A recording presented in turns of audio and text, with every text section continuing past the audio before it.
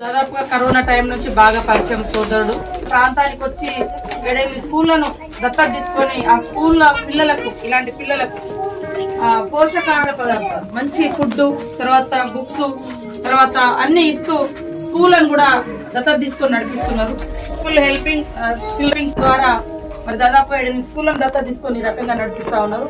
దయచేసి మంచి మనసు ఉన్నటువంటి వాళ్ళు మనం కోర్టు సంపాదిస్తాం, ఏది కూడా మనతో రాదు.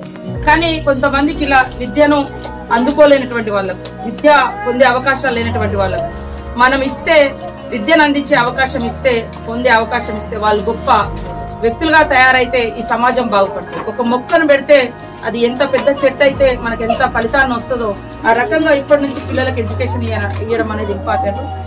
పీపుల్ హెల్పింగ్ చిల్డ్రన్ నుంచి సంతోష్ అండ్ వారి టీము దాదాపుగా 1-2 ఇయర్స్ నుంచి మాకు ఈ ఏరియాలో అనేక స్కూల్స్ రన్ చేస్తూ పిల్లలకు కావాల్సినటువంటి తిండి పదార్థాలు, పుస్తకాలు, తర్వాత ఎడ్యుకేషన్ ఇచ్చేటువంటి వాలంటీర్స్ నియమించి టోటల్ వాళ్ళు ఖర్చంతా భరిస్తూ ఈ రకంగా హెల్ప్ చేస్తున్నందుకు వారికి ప్రత్యేకంగా ధన్యవాదాలు.